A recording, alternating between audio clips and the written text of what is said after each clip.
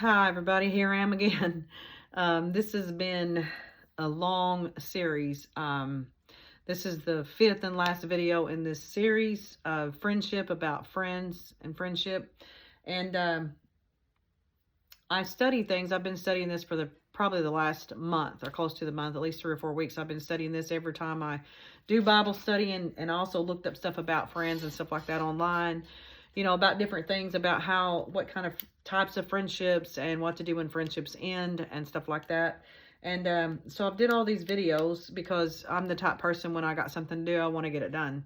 And I studied and studied and studied until I felt like I was ready to share this, but it was so much information that I had to break it up into different videos. And so this is the fifth and the final one.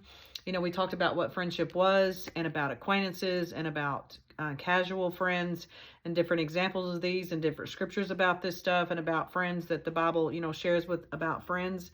And then we talked about bad and destructive friends, dysfunctional friends, people that, really is not your friends. Then we talked about the friends with benefit series, about how that the friends with benefits thing, that's really people that's not your friends, that it's all a lust based, and they're not no kind of way your friend. So there's bad, dysfunctional and destructive friends. And then also we talked about best friends. That was the last, like they said in the Bible about the wedding, you save the best for last, and that was the best friends. And it talked about the love of God that he had, for his friends, and Jesus, the love that he had for his friends, and how the love that he had for us, that he would lay down his life for his friends. And he did. He laid down his life. He died and shed his blood that we could be saved. And there's no greater love in the world than that. No greater love. No kind of love ever that could even come close to that. So we're thankful to God that he shed his blood and died that we could be saved. And so that was the best friend. And then about best friends and examples of best friends, like Ruth and Naomi, and David and Jonathan, which was the greatest example of friendship, true, genuine friendship that I've found in the Bible at all. That probably is in there for between that I've ever read, was Jonathan and David, and then Ruth's love for Naomi, her mother-in-law, which, like I said, there had to be a friendship factor there, not just as a mother-in-law. She loved her. But Jonathan and David are the best example I've ever seen of friends in the Bible. So we talked about all that. About the best friends was the last video. The number 4. So this is number 5, and this is our final video. And I'm just going to kind of recap about what friends are. This video is about the ending of friendship. If a friendship ends, not the bad, destructive kind, but there still could be people in that relationship that you cared about and that you're friends with, but you had to cut the friendship off for whatever reason. But this here, we're going to just kind of go over again, like we did at the beginning, what a friendship is. And a friendship is the relationship between 2 or more people who care about each other and enjoy each other's company. That's what a friend is. And a family member, like I said, can fit into any of these categories or none of these categories. Blood doesn't always unite the heart, and that's true. You can have a brother or sister, sibling that's different as you as night and day, and you may love them and you may be close to them, or you might not, can't stand them. You might not get along with them at all. So there's just different that you can't be around them. But so blood doesn't automatically guarantee friendship. But there's acquaintances, which would be one of them. That's people we see and are friendly with, like I said before, maybe in class, in a grocery store, your neighbor, the clerk at the post office, a friend of a friend. These are people that that you can say hi to, but you really have no connection to them. No deep relationship, or you're just friendly, but there's no true connection. Then there's the casual friends, which is co-workers, people you see and hang out with occasionally. You may call them to go somewhere. Let's go to a movie. Let's go riding around. Let's go to this event, or something's going on. Do you want to go? You maybe go out and eat or something with them. You probably talk to them like people at work. You talk to them about your day, your weekend, what you did, about your family. Nothing real personal, but you just carry on conversations with them. This friendship only requires that you get along and you visit occasionally. You see them occasionally, talk to them. There's no really, it's an easy relationship because there's no really emotional attachment. So you're not really offended. With these kind of people, we don't talk about our deepest fears. We don't talk about share our past with them. We don't have intimate details about our lives. We don't share that with them. It lacks depth And, you know, if something comes up, if you get aggravated about something, or the friendship has to end for some reason, like you change jobs, or you get a divorce, or you move, you know, it might be your group of friends that you hang around with you're married, with your husband's friends or whatever. You know, y'all have these friends together, and sometimes when divorce happens, and I've experienced this a lot, whenever I would get a divorce or be single, I would have people that would come around me and my husband. They would come around us when I'm married and come visit me, or, you know, we would do things with them, with another couple if we are together. But when I would get single, nobody wanted me around. Then nobody call and say, would you like to come over and have dinner? Or do you want to go out and eat? Or we're going to do this? Or even want me around as a female friend. I mean, I've experienced that a lot. And I think it's terrible for people to treat people that way. You know, to just ignore you, if I don't know if it's out of jealousy or what, but would just shun me, really, you know, never include you in anything if you're single. You know, and that's terrible. It really is. But, and sometimes it's just couples things, but other times, you know, it's something that the female friends just don't even try to come around you. I don't understand that. But anyway, that would hurt you. But these casual friends, they really don't, you know, you don't have any connection with them, really. You don't have a lot of love or no true depth to it. So it don't bother you. You know, if this kind of happens, you just kind of shake it off and go on. You know, there's no feeling of loss over that friendship. It says sometimes these friends may be overwhelming. They might be needy. They might be just wanting to call you all the time and wear you out with stuff. And, you know, a caretaker, can you run me here? Can you do this? Can I borrow this? Can I do that? You know, they could be negative, talk negative all the time, and you just get sick of them. These kind of friendships, you just got to put distance in between them, and you got to cut them off, because all it's going to do is pull you down. Even if you like them and you enjoy their company sometime, if it's constantly causing you more stress than it is a blessing, you got to get out of it. I don't care what kind of relationship it is. If it's your friend, if it's a relative, if it's a significant other, if it's your child, if it's whoever, if it's causing you more stress to try to keep that relationship alive, it's not worth it. It's not worth it. You just got to get out of it. You don't have to be hateful. You don't have to be mean, but you just kind of got to get out of it. And you just don't have to deal with them kind of people. And like I said, these can be the kind of friends that can stab you in the back if they lack character. And if they stab you in the back, they lack character. They do. They don't have what it takes to be a good friend. They don't have character.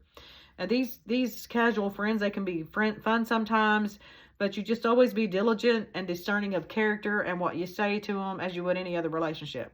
You know, these friends may or may not grow to be one of your closer friends or your best friends, because, like I said in the other video, best friends or lifetime friends started out as a casual friend.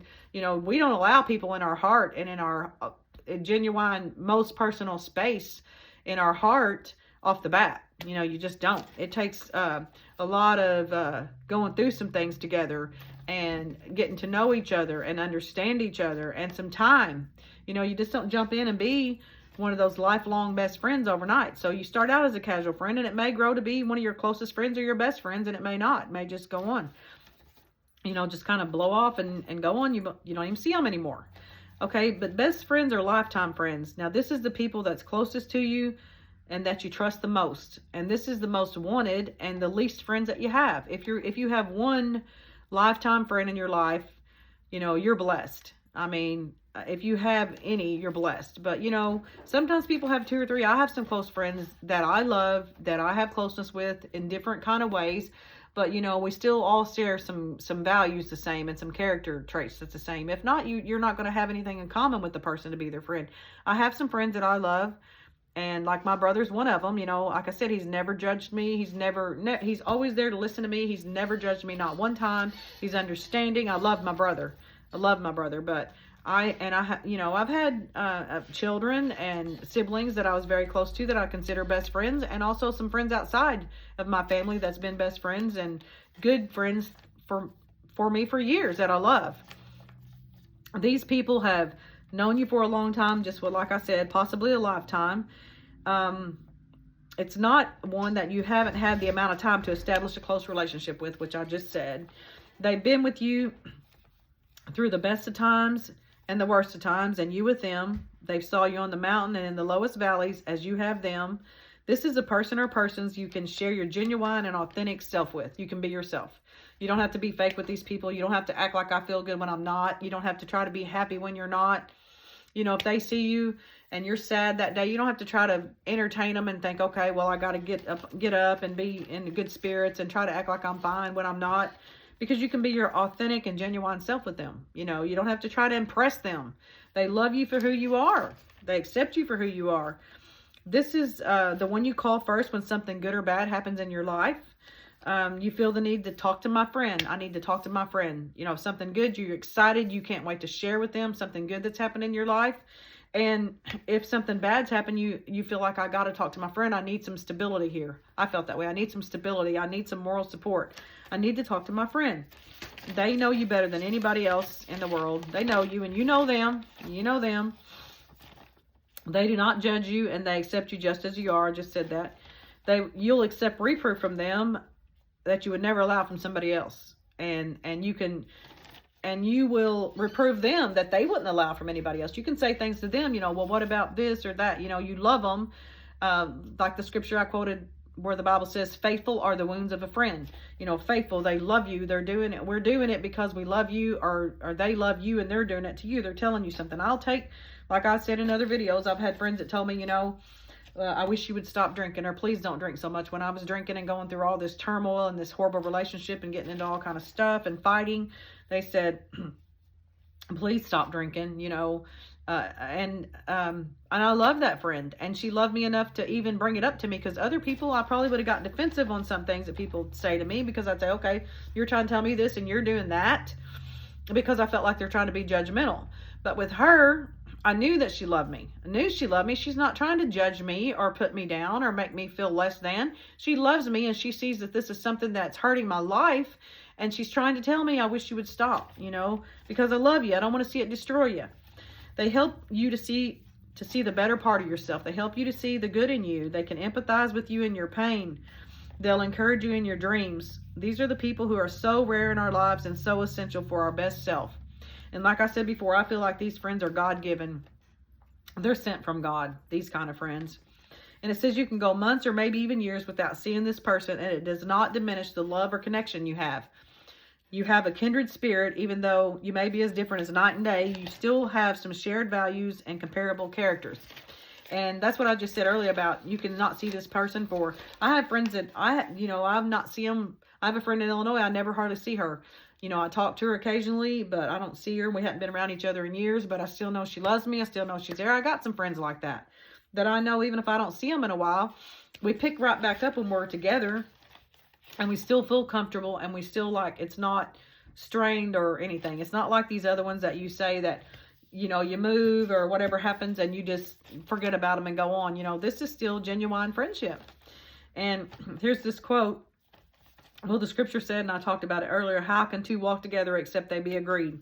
You don't have to be the same, but you're going to be agreed in character. You're going to have some same character traits. If you don't, you know, you're not going to be best friends with this person that totally has different values and don't have good character or something, you know, that don't have, if you're not agreed in character, you're not going to be good friends. And here's a best friend quote that I liked, and it said the author was unknown, but I wrote it down. I thought it was good here. It said, a best friend is someone who knows all your secrets, understands your past, believes in your future, and accepts you just the way that you are. I think that's beautiful. And that's a good thing about a friend, you know, a true friendship. That's a different type of friendships. And now this is some things I want to talk about, and this video is about kind of, it's just a recap on what friends are and then the end of friendship. If friendships ends. And it says, for many different reasons, friendships may end or revert back to a lesser degree of closeness. And here's some reasons for it. You know, some things come up that friendships do end, and you're not those close friends, best heartfelt friends that you used to be for whatever reason. And it is painful. If you really have a close friend that you loved and the friendship's end, you're going to feel a loss. You're going to feel a void. You're going to feel some pain. You feel that loss from that friend. And some of the reasons may be lack of interaction. You don't see them no more. You don't talk to them no more. You know, the reasons might be that you've lost touch because of your own daily lives. You don't have enough time. You know, you're busy. But here's something that this said. It said you don't have enough time. But I kind of don't think go for that, because just like it is with any relationship with your child, your parents, your siblings, your romantic partner, if you love them, you're going to make time sometime. Sorry, my throat's getting dry. You'll make time sometime for that person, you know, if you care about them being in your life. I mean, and when you're not, that lets the person know you don't mean enough to be in their life. So I don't care how busy our lives are, like they say with the people, this isn't a romantic thing, but say you're dating somebody and they thought, oh, I just couldn't talk to you no more. You know, I was usually after they've got sex and got what they want and whatever, and they're tired of you after a while. Oh, I'm so sorry. I didn't call. I've been so busy. I have been so busy. I've been working. I've been doing this and that and make up excuses, you know. And that's how it is with friendship too. I mean, you can say I'm too busy all you want to, but you're not busy 24/7. You've got time. You can pick up the phone, make a phone call, stop by and see a friend, say, hey, you want to go grab a bite to eat? Or, you know, just visit with them a little bit. And I'm guilty of that myself, even with my friends, and that's a part of my personality trait. It's not just that I don't love my friends, but I have the personality that even in my kids, and they could all testify to that, I don't just go to their house. I don't just say, okay, I'm going to go drop by my kid's house and see them. It's crazy, and I know that's a character trait of me that I really don't like, but if I always feel like I'm being a burden to somebody, if I go up and go to visit and they think, well, you know, like they're in the middle of something or they're fixing to go somewhere, they're doing something, I think, oh God, they really don't want me over here. I don't want no company. And I can kind of go over that with my kids because you know what? I know them, and I'll just say, okay, I'll come back later. Especially, you know what I mean? Especially the kids that's around a lot, that I know their routine and everything. But friends, I just don't go and just drop by their house. You know, even close friends. You know, I'm thinking I don't want to, especially if I ever get the feeling that I'm not welcome, that I wasn't welcome for some kind of reason, I'm not going back. I'm not going back over there. But that just makes people, you know, what I'm saying, I need to take time to do that too. I need to call sometime. I need to take time. But if I don't feel it like it's being, you know, returned, then I just don't do it. I feel like that there's some kind of reason they don't want me in their life. Okay, if you live far apart, then that can cause friendship to go to a lesser degree. You don't, especially over years and years, you don't really get to see them. You don't get to interact with them a lot. So things that's come up in your life and in theirs, and, you know, kids and your kids growing up and divorces and deaths and different things, that you just grow apart. If you have different priorities, you know, you got different priorities. And that's something I was just talking about a while ago. If you're married, divorced, or whatever, if you're married, you've got a spouse and you've got, you know, all your routines, you got work, you got your household chores, you got laundry, you got grocery shopping, you got meals to make. If you've got kids, you've got sports, you've got all this kind of stuff, and which is good in my life at this age, because Sam's the only child that I still have home that's 13. I don't have a bunch of little kids. I don't have a husband. I don't have to do all this stuff. So I have more time than people that when you are in a married relationship, because then I didn't. And I'm the type person that, you know, when I'm married, I spend time with my spouse, because I've not had that, but I feel like that my spouse, I would ideally would be your best friend, the person that you share everything with and that loves you and that you can trust, and all the things we talk about a best friend, that you should be able to have that in a spouse. I haven't had that, but I think it would be ideal. And usually I'm more family oriented and plan things around that. Okay, and there, it says that there can be no longer any common interest, which I just talked about that, due to divorce, married, children, whatever. We find our characters incompatible after a while. And I've been through that with friends. I'm thinking, you know, they've lied to me. I know that there's some they've lied to me about things. It may not even be nothing big, but they lie to me. To me, that's a character flaw, especially if you're supposed to be my best friend.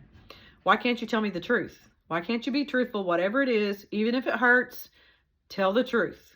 Don't lie to me, because that is a character trait that I mean, that's gonna hurt my friendship. I'm not gonna want to be friends with somebody I can't trust. That's not honest and not trustworthy.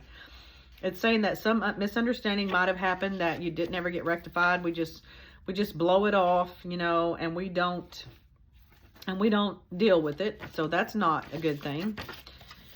Also, because you got to deal with stuff, you know, difficult or not. If you want to remain in a relationship, that's, like I said, a friendship or any kind of relationship. If you want to remain in that relationship, then you have to deal with things difficult when they come up. negative things, you got to deal with it. If you don't, it just sits there and festers, and grows. And the Bible says a root of bitterness springing up and many be defiled.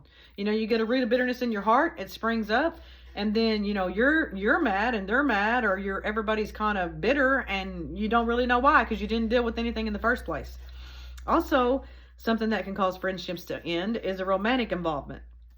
And this is if a friend shows romantic interest in my partner. Definitely, if you're out of the way with whoever I'm with, I'm going to call you out, and you definitely will not be my best friend. I won't never trust you then.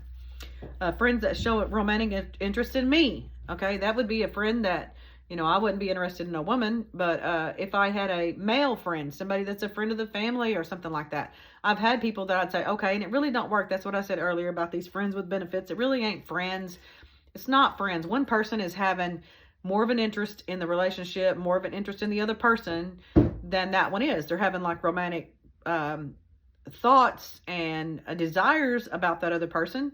And I've had friends like that was somebody say, okay, well, we can just be friends and we can go out and take the kids to the river. We can go do this or do that, because we both had kids. And then they started acting like, okay, that they like me. And I think, I don't feel that way. So I can't do this. You got to cut that off, because you can't lead people on and just use them because you're bored, that's not right. If you have a friend that has a relationship with a previous romantic partner, okay, that's if, like anybody that I was with, I don't care who they get with. I'm divorced from them. I divorced them for a reason. The relationship was not good. I was not treated good in it. And I divorced them for a reason. And so whoever they get with, I could care less. And I could be nice to them. And if we had kids together and they want to bring the woman with them at a dinner, most women ain't going to do that. But I would be okay with that. If you want to bring them because the kids to some kind of dinner or function, I'm going to be nice to them. I'll be friendly toward them. If they're nice to me, I'd like them, and I would always be friendly wherever I seen them at and be nice. Most people don't do that. And some people maybe can't do that, but I could. But the only thing I would not, if it was a previous husband that I had, or somebody that I really loved, a relationship where I really cared about somebody, then it would ruin, I wouldn't be your friend no more if you got with them, somebody like that. Anybody else can get with them. I don't care about anybody else, and I would treat that person good. But my close friend or my close relative get with somebody like that, we're done. Because, not because of the man, but because of you being my friend. You're my friend. You should never, I'm going to wonder, did you have thoughts like that when I was with them? I mean, what was you thinking? What happened that I didn't know about? Especially if the man was a cheater, what happened that I don't know about? Was they out of the way with you and you didn't tell me? What was going on? And then also, if that's supposed to be your friend, you're not going to be able to hang out with them anymore. If it's a family member, you don't want them bringing your ex to Thanksgiving dinner or Christmas dinner, and you got to sit there and look at them. I mean, that would be something I would drop the friendship for. And even if it's a relative, I would disassociate with them. I wouldn't be around them anymore, because I think that's just boundaries you don't cross. You don't cross that boundary. You don't get your friend, ex-husband or whatever, and get them and then just, that just ain't right. That ain't right. That would be, maybe y'all can do it, but I can't. To me, that would be something, if my friend got with somebody that I've been with before, that I loved, that I was married to, that I had children with, I wouldn't like it to have to be around them all the time. I wouldn't, if it's somebody that I really loved, I mean, other people, it don't matter. It don't matter, because I'd still be friendly and I wouldn't care. But somebody that I really did love, and you did that to me as my friend, then I wouldn't want to be around you. Sometimes your friend's jealous of you, of their partner with you, if it's a real or an imagined interest. Your friend can be jealous of you, thinking my partner's going to be liking you or looking at you, or thinking that their partner is going to look at you or like you, that one or the other. And so even if it's an imagined thing, then it can kill the friendship. It can destroy the friendship. And it could be a friend's own insecurities and pain that's caused by a previous romantic relationship, partner, or friend that's projected onto you. Like, you have a friend that they have been traumatized in their life, and I have a friend like that, and I love my friend. She's one of my best friends. And I know that she's never been treated good her whole life. She had a horrible childhood. She went through betrayal trauma with her husband, and she loved him, and it like destroyed her. He was cheating with people that was very close to her that she loved and trusted, and so she went through that trauma. I had never saw her broke down the way that I did when she told me about what had happened with her. She was so broken, and I felt so much for her. And she has insecurities because of that now. And so she can't trust, and she just can't trust. And I know that I don't believe she trusts me either. And it's nothing I've ever done to her wrong. Nothing I've ever done to her. I think it's just that she has her own pain and I know she don't want to be that way. I mean, it's suffering. It's painful when went through betrayal trauma and you're always afraid of what somebody's going to do to you and you don't want to go through that pain anymore. I mean, that's why I don't care if I'm ever with anybody again, because I went through so much pain with the betrayal trauma that I had in my last marriage that I don't care. I mean, if somebody comes, it'll be God sent, and I'll be happy about it if it's sent from God, and it'll work, and it'll be beautiful if God sends me somebody. But I'm definitely not going out there and trying to look for nobody, because I don't ever want to go through that again. And so I understand that she loves me, and that it's just her own fears and insecurities and pain that she suffered, and she don't want to feel that anymore.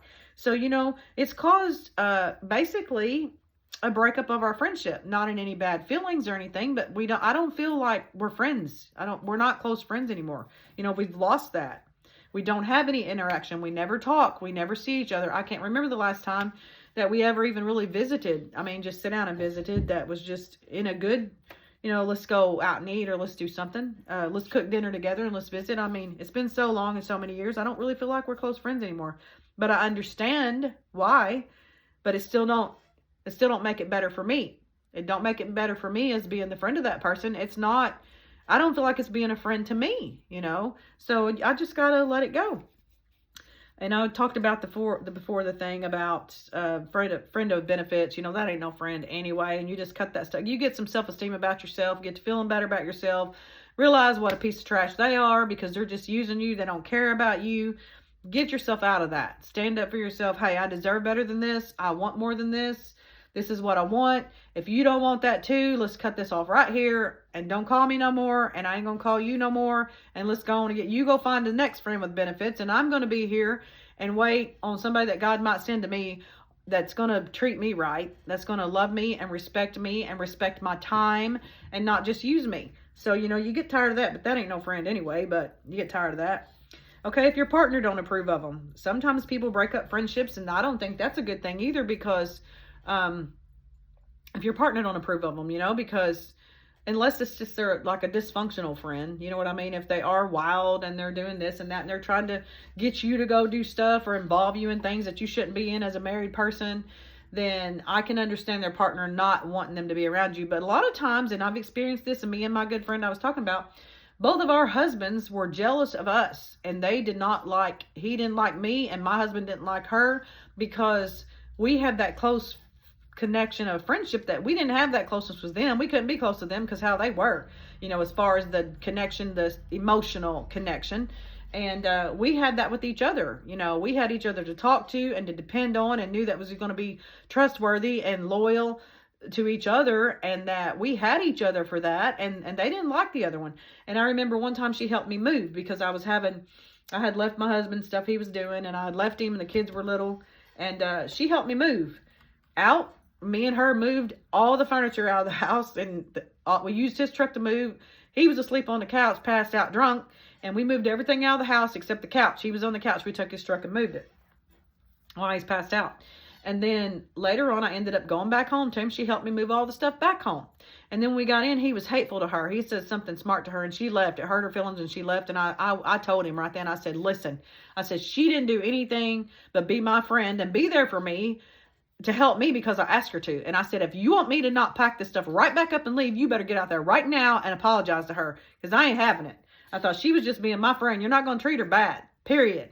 So, that can be something like that. A lot of times the partners don't approve because they're jealous. It's not about that you're a bad friend. They're just jealous of the connection. But sometimes they just If it's a friend that's kind of wild and out there, say you was friends when you were both single, and then one of you get married and you got that relationship, well, you're not one to run around out with the single crowd no more. You know, you shouldn't be. You shouldn't be out there, in my opinion, run around with the single crowd when you got a husband or a wife at home. Why you want to do that? You're asking for trouble.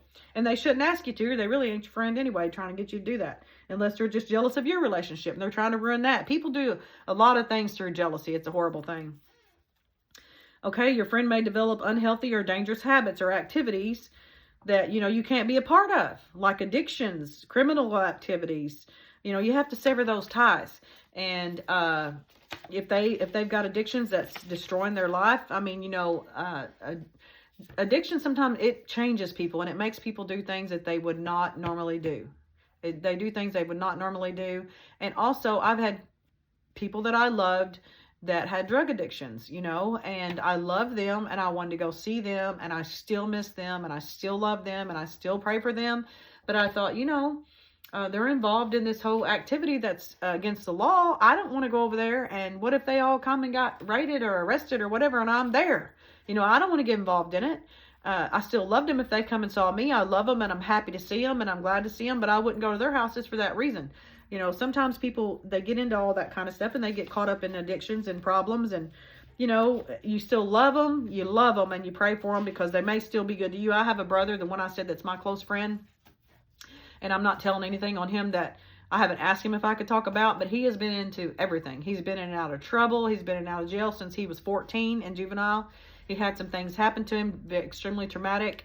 And he started using drugs and drinking and breaking in houses and doing things. He had been, sexually molested as a young kid, and this caused all that acting out. It just, right after that, he started all this acting out. So throughout his life, he's used drugs, he's drank, he's fought, he's been in and out of jail, he stole, he's done all kinds of things. But that brother, that's the closest one to me that I said that is always been there for me. He don't judge me. He don't talk about me. He's not put me down about my life. If he said anything about me, he's maybe mad and said something, somewhat, but he's never just really cut me down or talked about me. When I'm there, he's always understanding. He's always there for me. And that brother, I've been around him. He's came to my house when he was out of his head on drugs or drunk or whatever. He's never took one thing from me. I can never say that I ever know that he took one thing from me or he's done anything derogatory or toward me. So sometimes people will use drugs or alcohol as an excuse for what they did.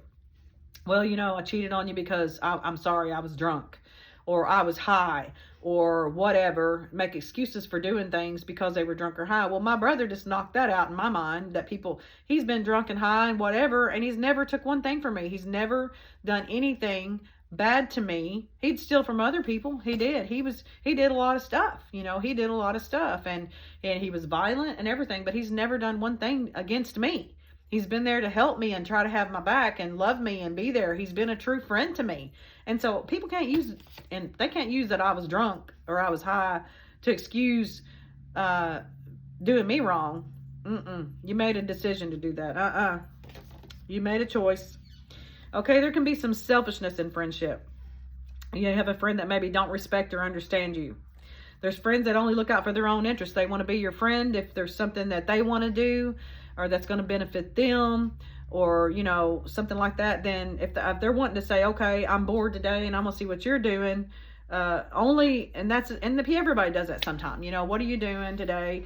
They only seek you out when they're bored, this is going on or that's going on, or they've got a reason. It's not just because they got a reason for seeking you out to see if you want to do something. It's not because you're their friend and they really want to go spend time with you and be with you. And I'm going to set aside a time. I'm going to like an hour or 2 hours a day. Why don't we meet up? And even for lunch, let's just meet up and visit a little bit and have something to eat and talk for a minute and just share a little bit of time to talk to each other. It's like, I'm bored. I'm by myself right now. And so you want to go do this or that. I mean, it's just what's convenient for them, not about trying to spend time with you.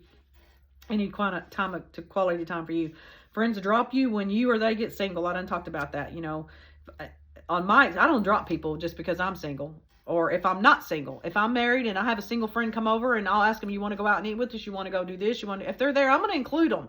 And I've asked them, and I've had a friend I've took her, you know, she's been with me through all kinds of my friendships, spent the night. I've asked them to go do stuff. She's been there. You know, I didn't ever drop her because she was single. But if she's with somebody and I'm single, I'm never asked to ever even come over. Don't come over. You know, I'm not going to ask you to do anything. I mean, I might have a get together with all these people in my family and his family, but you ain't invited.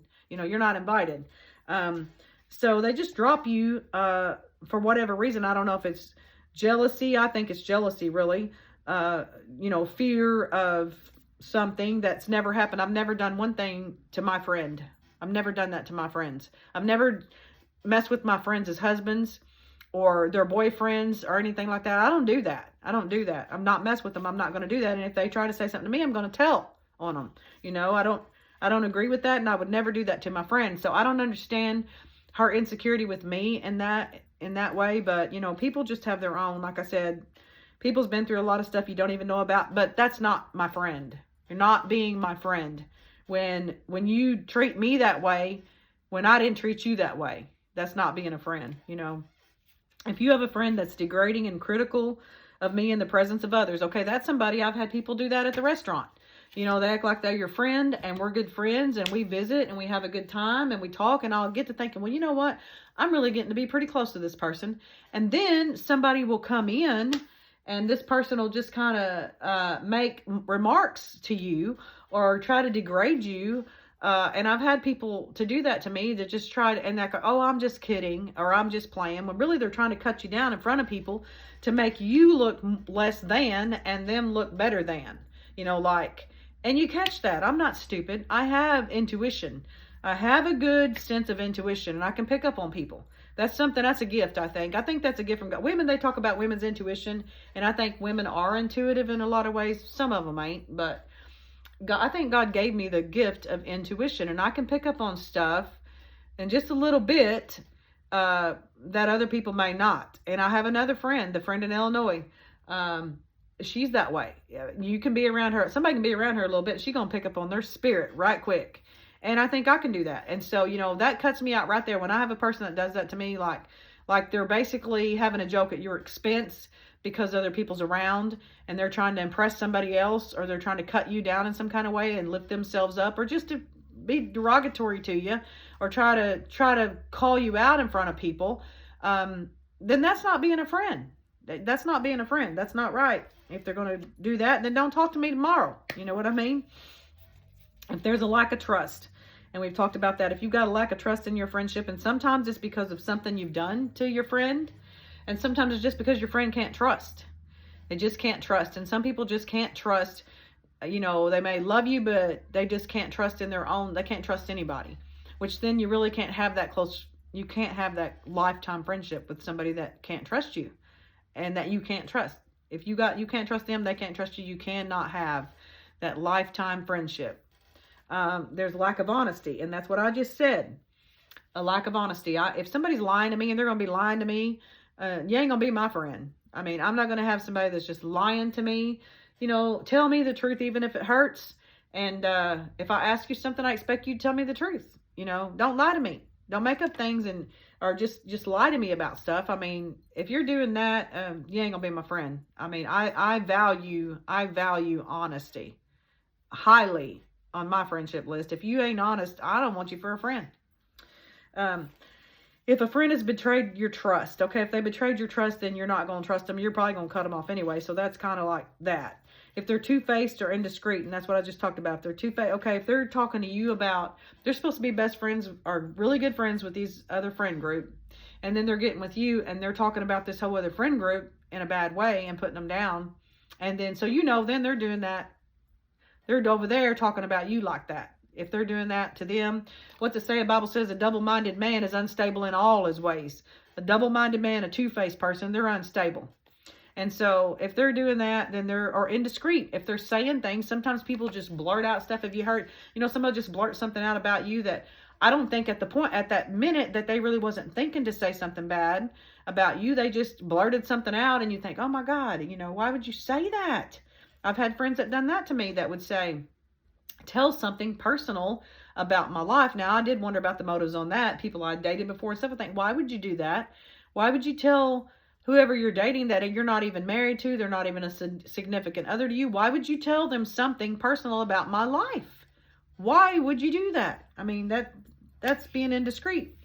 If you have a friend that's arrogant, judgmental, or manipulative, ain't none of us wants that. You don't want nobody that thinks they're all that and just trying to always outshine everybody, or they're trying to always be judgmental to you and put you down and tell you what you need to do and not do. If they're trying to manipulate you, like trying to guilt you into things, getting to do this or do that, trying to manipulate you and guilt you into stuff because they're taking advantage of your friendship. Well, you're my friend, you should do this for me. They're trying to use your friendship to get what they want. Okay, a friend that doesn't support you in difficult times, that's the good time friends, the fair weather friends. They're around when things are going good, but if something's bad, don't call me. Don't call me. I have kids like that.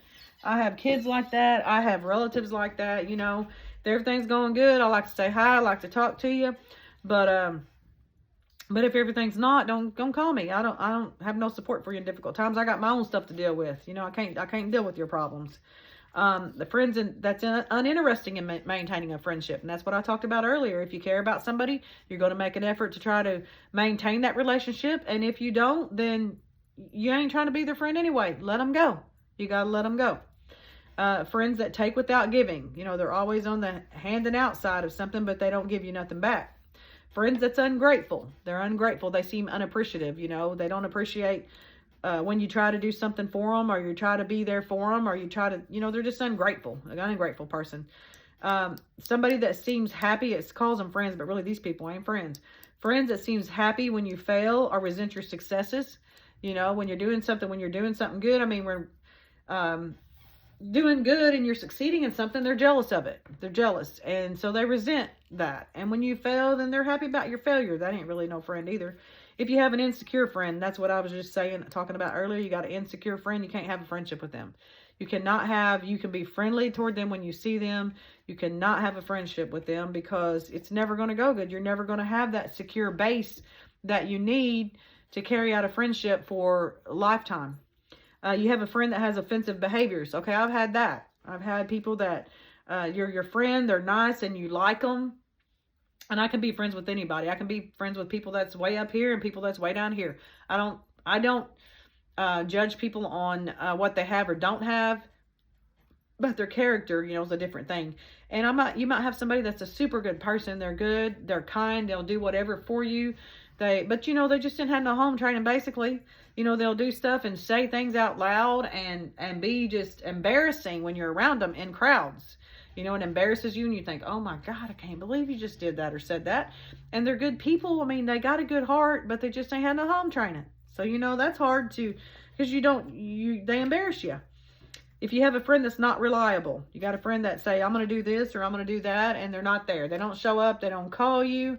They're just not reliable. You can't depend on them. They're not trustworthy. They're not reliable. I had somebody do that to me one time. They said, let's go shopping and let's go eat. This is years ago when my kids were little. And it was a friend that did this to me, and let's go get something to eat. I said, okay, well, I got my mom to babysit my kids. I sat there and waited. I borrowed money because we was going to go shopping, go out and eat. I think I borrowed money from my mom, and I had her to watch my kids and planned to go spend the day with her and go shopping and go out to eat. And she never came. She never called. She didn't do nothing. She owed me some money, I think, or something. And she came by later on that afternoon and paid me the money. And I said, well, where was you at? And she said, my son's girlfriend was going too, and there wouldn't be room in the vehicle. So, I just I wasn't going to have room. So I wasn't able to come get you. Well, that offended me, and I never planned on doing nothing with her again. That hurt me really bad because I thought, you planned on coming and get me. Why did you not call me? Why didn't you explain that? Why didn't you come by and tell me or something to where I wasn't sitting there all day long, had got a babysitter for my kids, had dressed up and got ready and waited on you all day? That's not being a reliable friend. That's not reliable. That hurt my feelings really bad. If you don't have fun together anymore, okay, you used to do things that's fun. For whatever reason, this stuff ain't fun no more. I like nature stuff. I like to walk. I like to hike trails. I like to do all that. I like to be outside and do that stuff. I'm not an outside person a lot at home because I live in an apartment and I got neighbors and cats and all kind of stuff I don't like. So I'm in the house, but if I want to go out in nature, I go to Chalk Bluff or somewhere to walk. I like doing that stuff. If I've got a friend and they don't like doing that and they don't want to walk around or something, we ain't got a lot in common. I like that stuff. And I don't like cities. You got things that you like or they like, and you just don't have fun sometimes. Friends that's jealous of you, we done talked about that. Friends that tell your secrets and your history and your faults to people, I've talked about that. Friends that don't accept your choices. And if it's, like I said, if it's somebody that's abusing you and mean to you and does not love you and mistreating you, and they don't like them for that reason, they got a reason to not like them, and you know why they don't like them. And you know why they don't accept your choices. But sometimes people are just jealous. You find somebody and you took away from them. They don't got nobody. I'm single, and so why you want to? And I've had people do this to me. My friends, that's supposed to be my friends, they would well, I'd get with somebody. Well, you ain't got time. You just don't need to bury yourself up with a man. You don't need to just sit there and tie yourself up with a man and not want to do nothing anymore. You need to get out and spend time with your friends. You need to do this and that. And, and I did, like I said earlier, I would always, whoever I'm with, I spent my time with them. We work and we'd plan things when we were off. Not that I would go with some friends if they would ask us or invite us. And we've asked people to, come over, let's grill or something, let's barbecue. Y'all come over and hang out with us. People wouldn't, they didn't never do it. But these same friends don't accept your choices, and they're telling you what you need to do and not do. And, you don't need to leave out your friends. You don't need to spend all this time with this person. You need to find yourself. And then these same people get somebody and you never see them. They get in a relationship. You don't never see them. You don't hear from them. They're just tied up over here, and they're not even taking their own advice. But you know what? That's okay. If you argue frequently, you got a friend, y'all's always in a disagreement about something. You're getting on their nerves. You're getting on their nerves. They're getting on yours. You think you really ain't got this much in common anymore. We argue all the time. We really, really ain't friends. If you compromise on good judgment to please a friend, if you do something like that you shouldn't do. I've been in situations where I drank and drove and compromised on good judgment that I knew better to try to spend time with my friend. I did that, and I knew I shouldn't have done it. I took a chance on my dad got killed in a car wreck drunk. I used to never would drink and drive, and I think we shouldn't. And I have done that, I have to say. I'd spend time with my friend. We drink together, and I would drive home. I don't like staying in anybody's house. I'd want to go home.